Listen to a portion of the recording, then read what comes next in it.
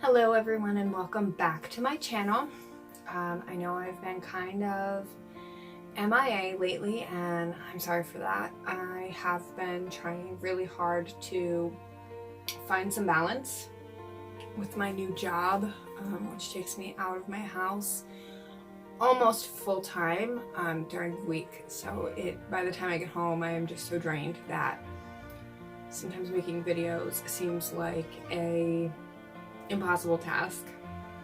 So here I am making a new one for the new year, and I thought, what can I do to improve my channel? Obviously some consistency and maybe a little bit of background and transparency on my part.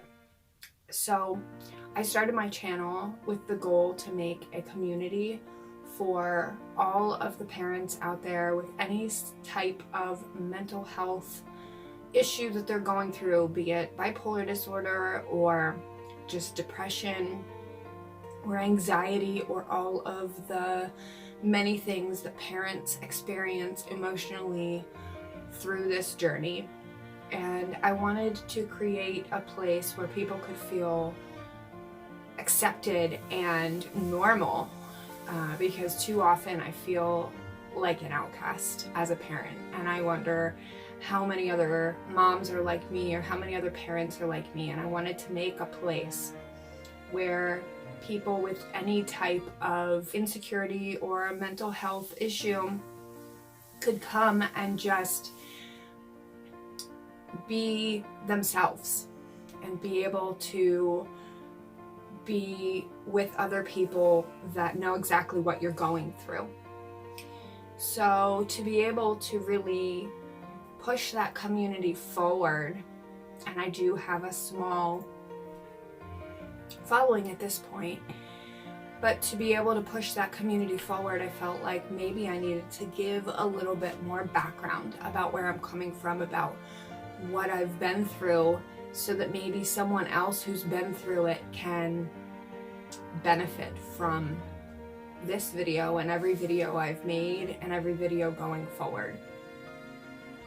So here we sit, the end of 2019, the end of a decade, and I kind of just wanted to reflect on the last decade, because the beginning of this decade I was barely an adult.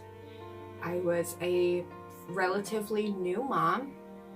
I had my oldest in 2007, so in 2009 I met my middle guy's father, and I didn't know it at the time, but I was becoming pretty manic, and I made the pretty rash decision to move myself and my 2-year-old son across the state to live with a man who I barely knew and his parents. And it turned out to be an absolute nightmare. The things that he and his family expected of me were not things that I wanted for myself, and the way that he felt he could treat me as a woman, as a girlfriend, I did not agree with. And so the relationship was relatively short. We started dating in September 2009, and in March of 2010 I left. But before I left, I found out that I was pregnant. And so during that pregnancy, I moved home, and I went through a lot of roller coaster emotions because of pregnancy, because of the relationship that had just ended, because of the manipulation that he felt he was entitled to because I was carrying his child. So it was a kind of a scary, unknown time, and I felt so ashamed that I was a single mom to another baby whose father was not in my life, and I felt ashamed, and I felt unlovable, and I felt like maybe nobody would understand, and like I was a slut because I had 2 kids to 2 different fathers, even though both of those situations were unhealthy, and I was leaving for the right reasons because I wanted a better life for my kids. So after I had my middle guy, Parker, in 2010, I started dating my husband, and I went through, over the last almost 10 years, a lot of things and a lot of emotions, and I found out in 2013 that I was bipolar. The things that led up to that were scary. I had several moments where I was suicidal. I had several moments where my depression was so bad that I didn't want to get out of bed, that I didn't want to watch my kids open presents on Christmas morning, that the anxiety was swallowing me whole to the point where I quit my job. I would find a new position in a new department at the hospital I was working at because I didn't want to face the people that were causing the anxiety. And looking back at it, I realized that the only person that could control that was me, and that I could have stuck it out and I could have, made things better, but I was not mentally in a space to do so. So I kept going somewhere else, searching for something that really I could only find within myself. As things progressed, I was hospitalized for my depression because I was very much a danger to myself.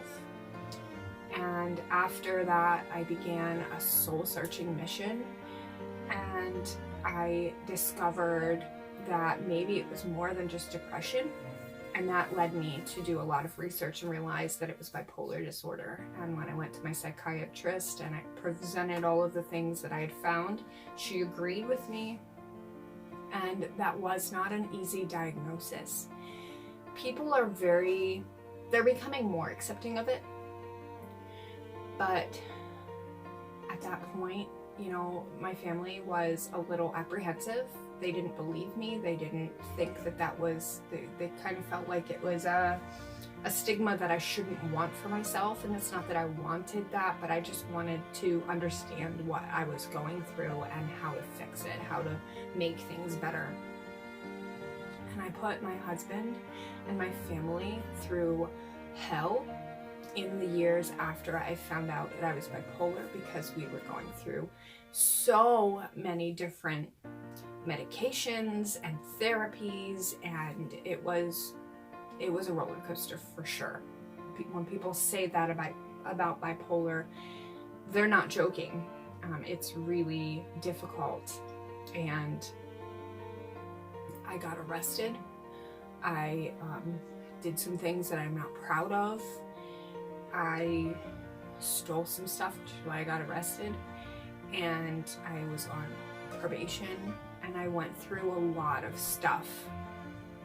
If you've gone through that kind of stuff, know that there is a way to come back from that there is a way to continue living and to move forward and to push past all of that.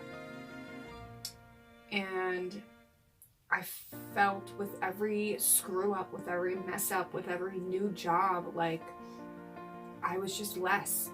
I was less of a woman, I was less of a mother, I was less of a person. And it really culminated in this very intense, debilitating depression that I went into in 2014. And it took me months to be able to get to the point where I could get out of bed, that I could care for myself. I'd get out of bed just enough to get my kids a sandwich or a bowl of cereal, because I couldn't cook, I couldn't do anything, I couldn't clean up after my pets. It was really a hard time, a frustrating time for everyone around me, and it was scary.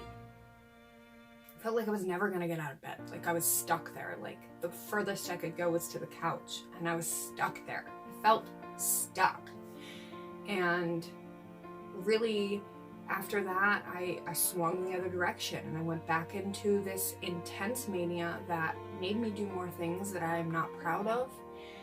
And I just felt so unrestful.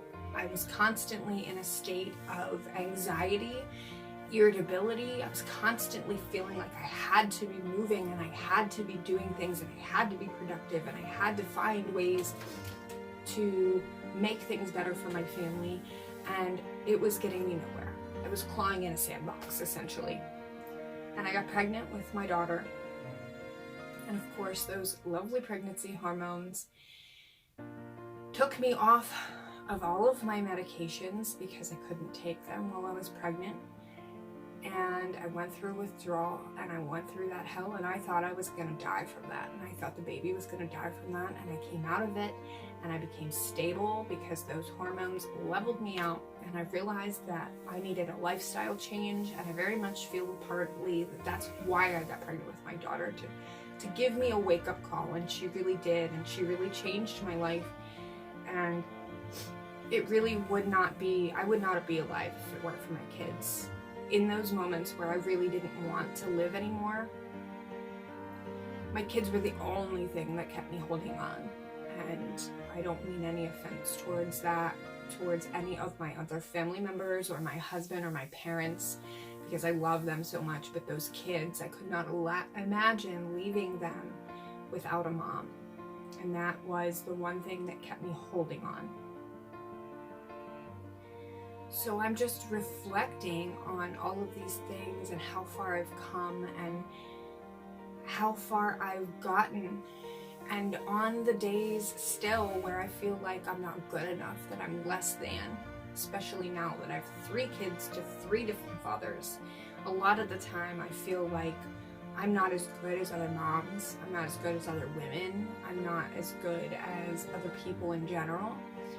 And I just decided to take this moment to just reflect and look back at the mountain that I have overcome, and to just be proud of that, and to realize that I've spent my whole life trying to figure out who I am, when all I need to really do is just sit back and look at what I have overcome, and that is who I am. I am an overcomer. I am a warrior.